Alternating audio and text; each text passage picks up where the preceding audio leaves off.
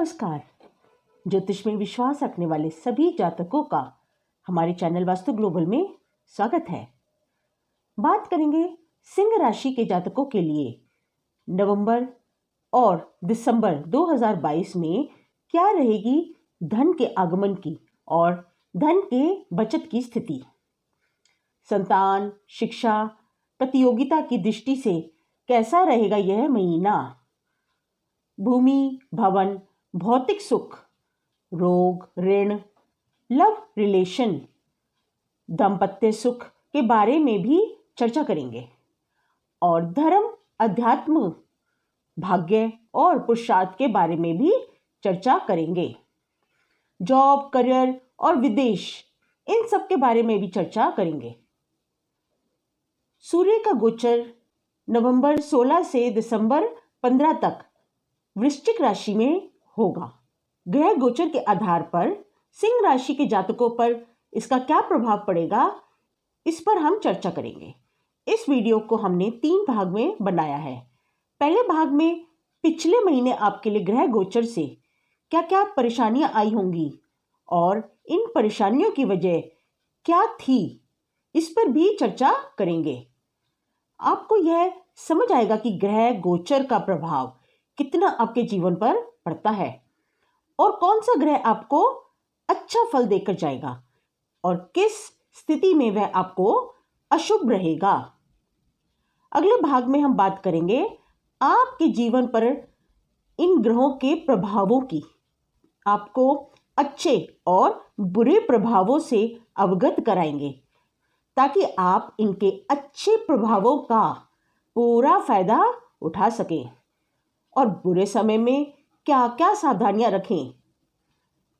ज्योतिष से यही लाभ होता है कि हमें आने वाले अच्छे और बुरे समय का पता चल जाता है और उसके अनुसार ही हम अपने जीवन की प्लानिंग कर सकते हैं और लाभ उठा सकते हैं। तीसरे भाग में हम वास्तु के भी कुछ उपाय बताएंगे ताकि आपको उसका भी लाभ मिल सके। यह विश्लेषण आपकी चंद्र राशि के आधार पर किया जा रहा है। तो आइए विश्लेषण शुरू करते हैं।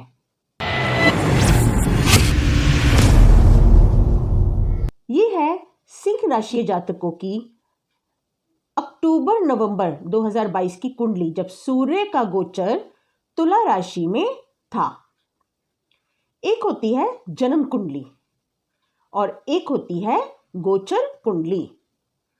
जन्म कुंडली वह होती है जिसमें आपका प्रारब्ध होता है। आपके जीवन में कौन सी घटना कब कब घटित होगी, इसका विश्लेषण किया जाता है। जन्म कुंडली से आपकी महादशा, अंतरदशा, प्रत्यंतर दिशा, सूक्ष्म दिशा, प्राण दशा का भी विश्लेषण किया जा सकता है। दूसरी होती है गोचर कुंडली।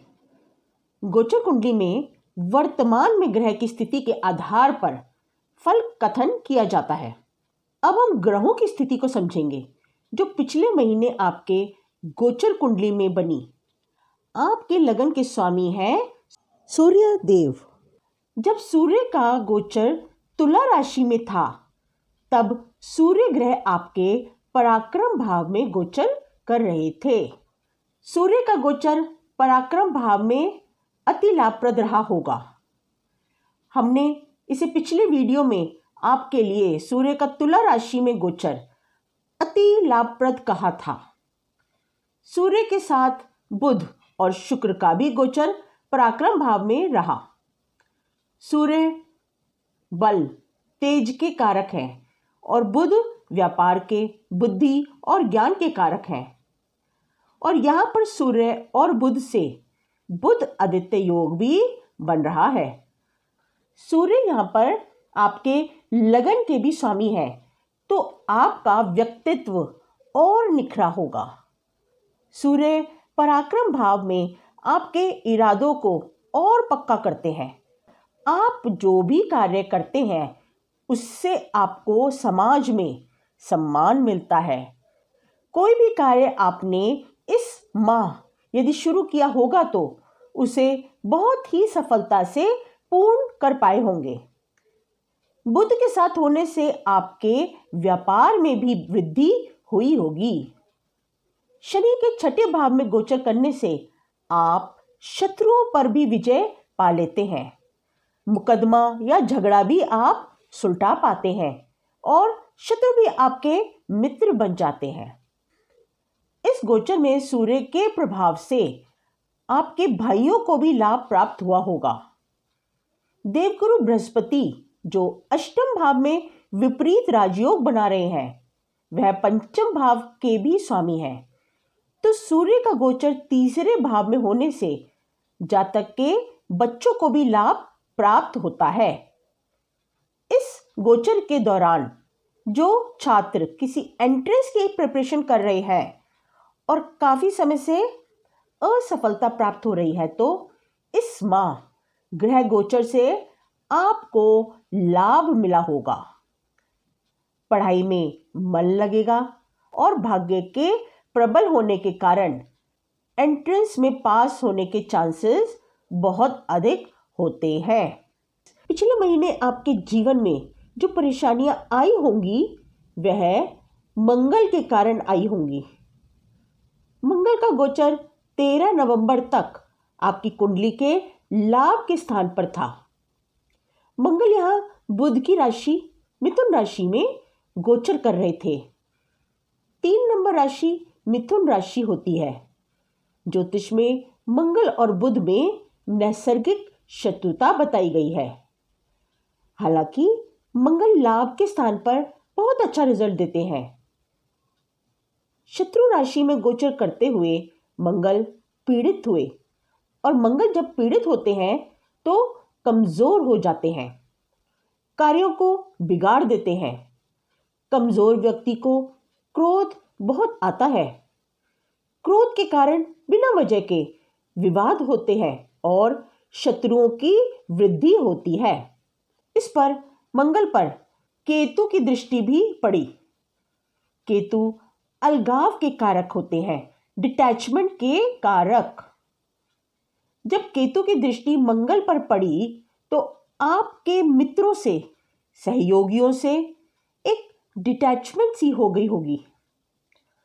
मंगल की चतुर्थ दृष्टि वाणी के भाव पर आपके धन के भाव पर पड़ी, जिसके कारण आपका संचित धन पर प्रभाव पड़ा होगा।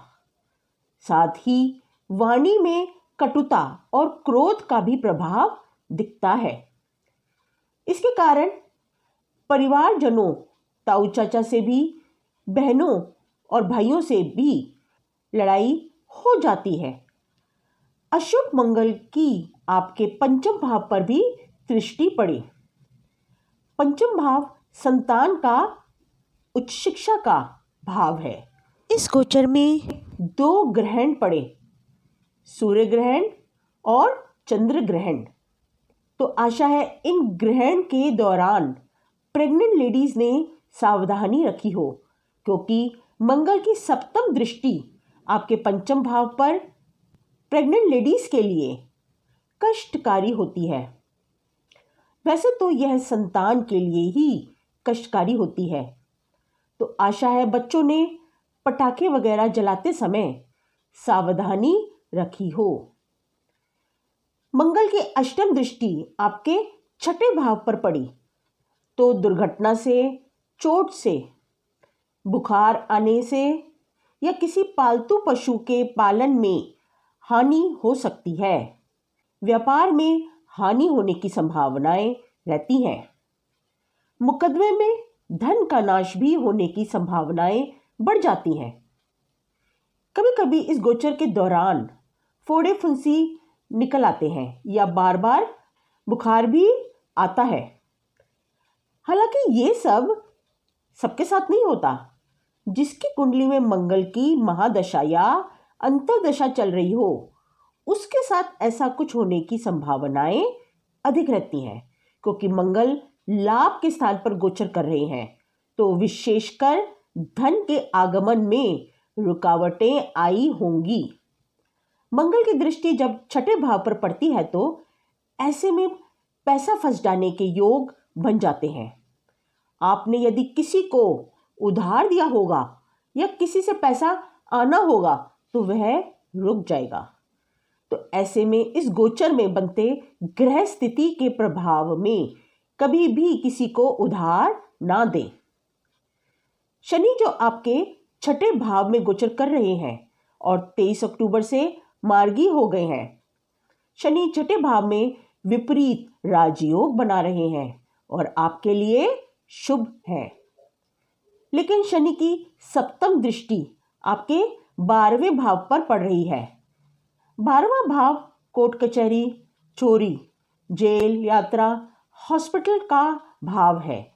तो ऐसे में शनि हॉस्पिटल के, मेडिकल स्टोर के चक्कर लगवा देते हैं और साथ ही मंगल की अष्टम दृष्टि आपके छठे भाव पर पड़ रही है। तो ऐसे में आपका छठा भाव काफी पीड़ित हो जाता है और आपको इसके प्रभाव मिले होंगे।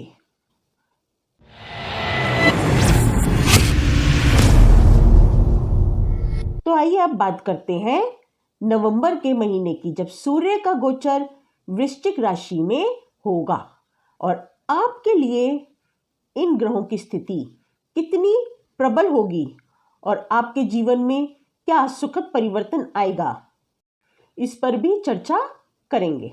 सूर्य 16 नवंबर से आपके सुख स्थान पर चतुर्थ भाव में आ जाएंगे। मंगल जो अभी आपके लाभ स्थान में गोचर कर रहे हैं वह 13 नवंबर से आपके कर्म भाव में आ जाएंगे। बुध पराक्रम भाव से गोचर करके चतुर्थ भाव में 13 नवंबर को आ जाएंगे। शुक्र जो अभी आपके पराक्रम भाव में गोचर कर रहे हैं वह 11 नवंबर को आपके चतुर्थ भाव में आ जाएंगे।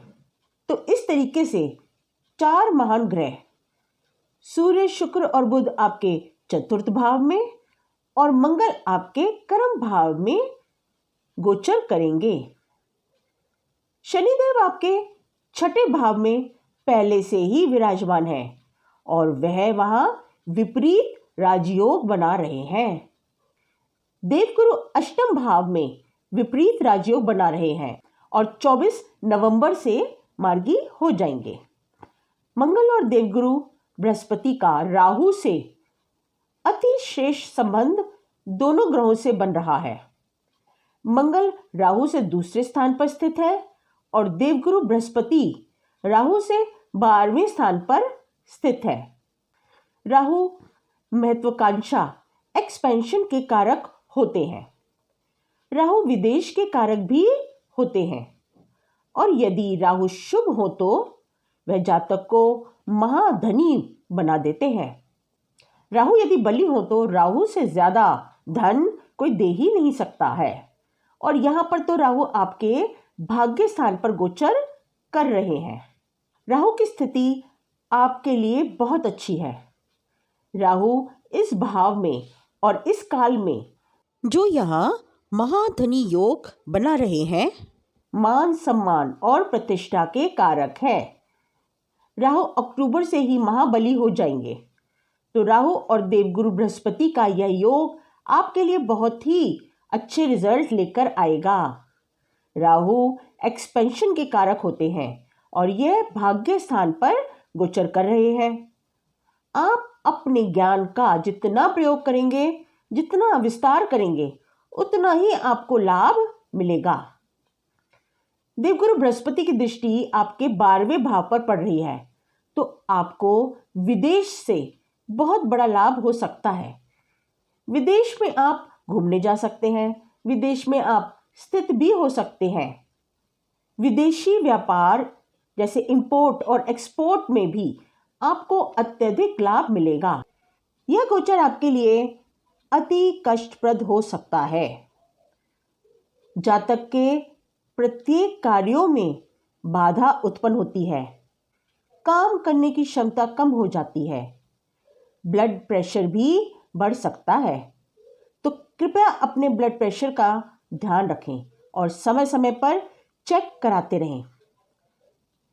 इस रोग के रहते या वैसे ही शरीर में कमजोरी के रहते काम करने की इच्छा भी कम होती है, जिसके कारण सेहत में कमी, आलस आता है और धन नाश भी होता है। माता की सेहत भी खराब हो सकती है। तो मंगल जो दशम भाव में गोचर कर रहे हैं, उनकी दृष्टि आपके लगन पर पड़ती है, तो वहां से दुर्घटना का भय बढ़ जाता है। पति पत्नी के बीच क्लेश होना भी संभव है और एक दूसरे से अपमानजनक व्यवहार भी होने के चांसेस रहते हैं। मंगल और सूर्य जो एक दूसरे के मित्र हैं, एक दूसरे पर सप्तम दृष्टि डाल रहे हैं। इसके प्रभाव से आपके चलते कार्य में वृद्धि होगी, क्योंकि यहाँ पर सूर्य के साथ बुधदेव भी गोचर कर रहे हैं और इनकी भी दृष्टि दशम भाव पर पड़ने जा रही है। बुधदेव यहाँ पर आपके लाभ स्थान के और धन स्थान के स्वामी हैं, तो इसके प्रभाव से आपको अचानक कोई धन की प्राप्ति हो सकती है और धन की बचत भी होगी। सेविंग के अलग अलग तरीकों से, जैसे शेयर खरीद सकते हैं, इंश्योरेंस करवा सकते हैं, बीमा पॉलिसी ले सकते हैं और यदि महिला है तो ज्वेलरी, ऑर्नामेंट वगैरह में भी निवेश कर सकती हैं। यह आपके लिए जीवन में लाभकारी रहेगा। शुक्र 11 नवंबर को और बुध 13 नवंबर को आपके चतुर्थ भाव में आ जाएंगे। शुक्र से यहाँ लक्ष्मी नारायण योग बनेगा। यह योग धनदायक होता है। यहाँ पर शुक्र और मंगल का भाव परिवर्तन योग भी बन रहा है।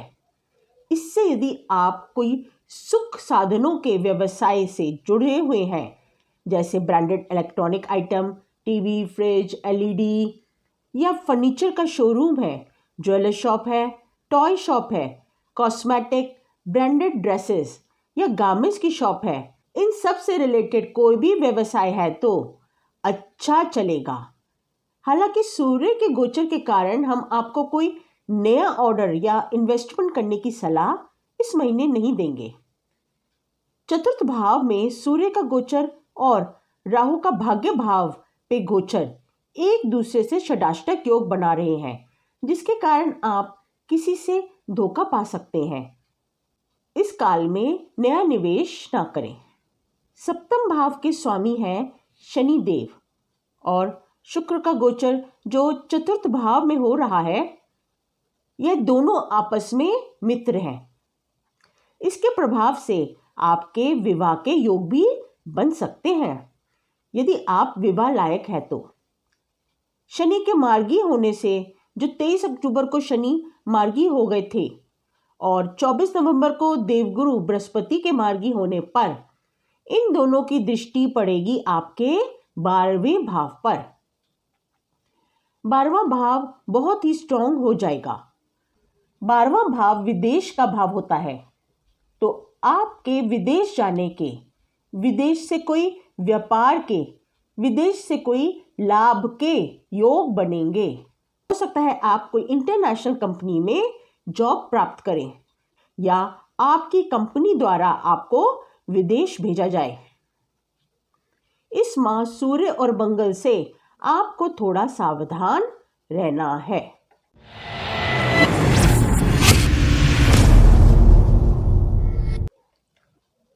अब बात करते हैं वास्तु के उपाय की। तो इस माह बन रहे ग्रह गोचर से आपके घर की उत्तर दिशा में ईशान कोण की तरफ, यानी आपके नॉर्थ में, नॉर्थ ईस्ट की तरफ कोई कटाव हो सकता है। इस कटाव के कारण आपके व्यापार में हानि या आपका पैसा रुक जाना या आपके शत्रुओं में वृद्धि होना एवं परिवार में मेलजोल की कमी हो सकती है।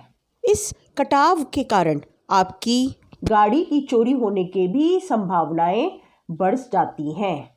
तो यदि ऐसा कुछ भी है तो आप हमारे दिए नंबर पर हमसे संपर्क करें, तो हम आपको अच्छी सलाह देंगे और कोई उपाय भी बताएंगे।